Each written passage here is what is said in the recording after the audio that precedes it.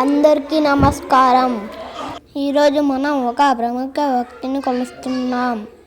ఎవరో మీకు తెలుసా? ఆమె పుట్టినరోజునే మనం జాతీయ మహిళా ఉపాధ్యాయ దినోత్సవంగా జరుపుకుంటాం. ఆవిడే శ్రీమతి సావిత్రిబాయి పూలే. నమస్కారం సావిత్రిబాయి పూలే గారు. మన దేశంలో స్త్రీలకు చదువు చెప్పాలని మీకు ఎలా అనిపించింది? మా ఆయనే స్ఫూర్తి. నాకు చదువు నేర్పి మరింత మందికి చదువు ద్వారా జ్ఞానాన్ని ఇవ్వాలని నాలో స్ఫూర్తిని కలిగించారు. మీరు స్త్రీలకు చదువు చెప్పడానికి వెళ్ళినప్పుడు ఎలాంటి ఇబ్బందులు ఎదురయ్యాయి? ఓ జాతిని బాగు చేయాలని సంకల్పం ఉండే ఎంతో మందికి ఎదురైన ఇబ్బందులు నాకు ఎదురయ్యాయి. రాళ్ళ దెబ్బలు, మూళ్ళ బాటలు, తిట్లు, చేవట్లు ఆగేరా. అన్ని ఎదురు దెబ్బల నుండి ఎలా ఈ స్థాయికి వచ్చారు? కష్టం లేకుంటే సుఖం ఉండదు, కన్నీరు లేకుంటే ఆనందం ఉండదు. ఎదురు దెబ్బలను ఉత్తమ ప్రశ్నయోధులతో ఎదుర్కొని నిలబడ్డాను. మీలా ఎంతోమంది స్త్రీలను తయారు చేయడానికి మీకు ఆదర్శం ఎవరు? తరిగుండ వేంగమాంబ, తాళ్ళపాక తిమ్మక్క, మల్ల గార్గి వంటి రచనలు చేశారు. అంటే చదువు ఒక్కటే మార్గం. అలా నేను కూడా చాలామందిని తీర్చిదిద్దాలి. మీరు గొప్ప సేవామూర్తి కూడాను. లేగువాది బారిన పడిన వారి కోసం ఏదైనా చేయాలనిపించింది. నా వంతు సాయం చేశాను అంతే. యువత ఏదైనా కష్టపడి సాధిస్తారు, సమాజాన్ని మారుస్తారు. థ్యాంక్ యూ సావిత్రిబాయి పూలే గారు. ప్రథమ మహిళా ఉపాధ్యాయురాలు సావిత్రిబాయి పూలే గురించి ఒక చిన్న నాటకం from MPP school, Gonanapeta. First female teacher in India Savitribai Phule garu. అదుగో వస్తుంది. సిగ్గు నద్ద లేకుండా ఎలాగా వస్తుంది చూడండి. తాను చెడిందే కాకుండా మిగతా ఆడవాళ్ళని చెడగొట్టడానికి తయారయ్యింది. ఇక చూస్తూ ఊరుకుంటే లాభం లేదు. మొగ్గలను చుంచి వెయ్యాలి. పదండి.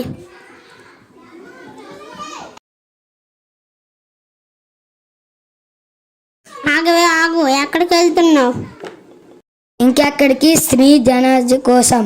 మొగుడు పెళ్ళాలు ఇద్దరూ కలిసి పెట్టారు కదా బడి, అక్కడికే అయ్యుంటుంది. ఏమి అక్కడికేనా? అవునండి. అంత పగలే నీకు ఆడవాళ్ళకే చదువు నేర్పిస్తావా? బతికి బట్ట కట్టాలని. తప్పు పని కాదు కదయ్యా. తప్పున్నారా? వంటింట్లో పడి అంట్లు దోముకోకుండా ఆడవాళ్ళకి అక్షరాలు నేర్పిస్తావా? ఎంత పాపం. స్త్రీ చదువుకోవడం పాపమా? అవును, తప్పండి. మీలాంటి విఘ్నులు అనాల్సిన మాట కాదది.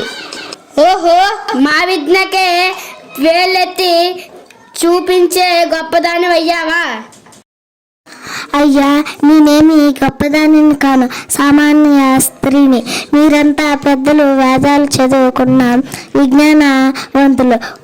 ఒక ప్రశ్నకు సమాధానం చెబుతారా? మమ్మల్ని ప్రశ్నించే అంత సహజమా నీకు? తెలియనిది అడిగి తెలుసుకోవడం తప్పు కాదయ్యా. సరే అడుగు.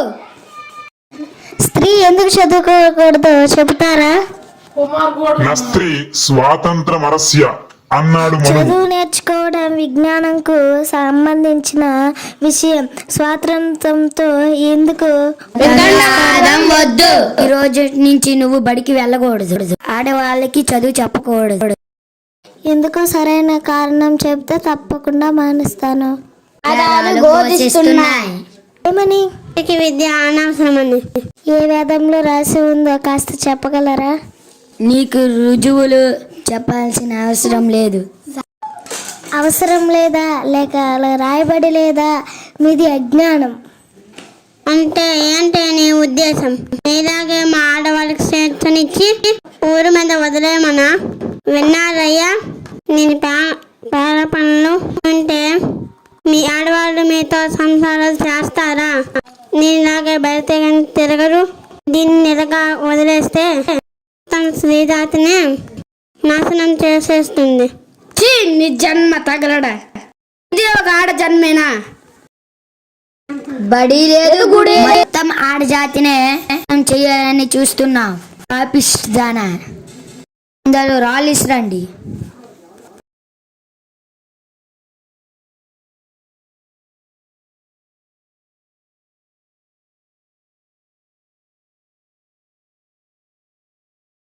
ఇదే జరిగితే ఎంపీ ఉప్పు పాత్ర వేస్తా, జాగ్రత్త.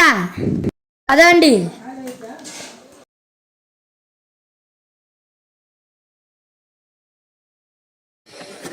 ఎన్నో ఉలిదెబ్బలు తింటే గాని శిల శిల్పమవుదు అన్నట్టు ఇలాంటి ఎందరో మహానుభావుల త్యాగఫలమే మన నేటి ఈ జీవితం. అలాంటి ఒక ఉపాధ్యాయురాలు, ప్రథమ మహిళా ఉపాధ్యాయురాలు భారతదేశానికి అని చెప్పుకోవడానికే చాలా గర్వంగా ఉంది. థ్యాంక్ యూ సావిత్రిబాయి పూలే గారు. Thank you.